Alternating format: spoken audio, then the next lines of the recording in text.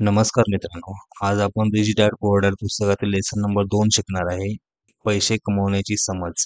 ज्ञान ही सर्वात मोठी दौलत आहे. बुद्धीमुळे पैसा येतो, त्यामुळे सर्वत्र वावरताना आपला मेंदू जागरूक असला पाहिजे. किती पैसे कमवले हे ज्याप्रमाणे महत्त्वाचे आहे, त्याप्रमाणे किती पैसे वाचवले हे देखील महत्त्वाचे आहे. जर तुम्हाला श्रीमंत व्हायचे असेल, तर तुमच्याकडे पैशाची समज असणे गरजेचे आहे. म्हणजे आर्थिक गोष्टीचा पाया मजबूत असणे गरजेचे आहे. नसेल तर पाया मजबूत करा. तुमची संपत्ती म्हणजे ॲसेट आणि लायबिलिटीज यातील फरक तुम्हाला समजून घेणे गरजेचे आहे. आता तुम्ही म्हणाला ॲसेट म्हणजे काय आणि लायबिलिटीज म्हणजे काय?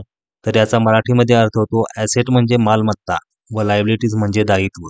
थोडक्यात स्पष्टीकरण द्यायचं झालं तर ॲसेट म्हणजे अशा प्रकारची गुंतवणूक की जी आपल्याला पैसे मिळवून देते. उदाहरणार्थ रेंटवरचे घर किंवा गाळा, ज्यामधून आपल्याला महिन्याला घर भाडे मिळते. व लायबिलिटीज म्हणजे अशा प्रकारची गुंतवणूक की जी आपल्याला पैसे तर मिळवून देतच नाही, उलट आपल्या खिशातून पैसे खर्च करावे लागतात.